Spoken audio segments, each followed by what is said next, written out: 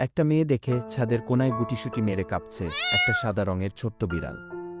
খুব দুর্বল, চোখে ভয় আর কষ্ট।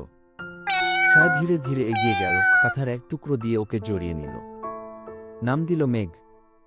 মেয়েটার যত্নে মেঘ ধীরে ধীরে সুস্থ হয়ে ওঠে এবং মেয়েটার সাথে খেলায় মেতে ওঠে।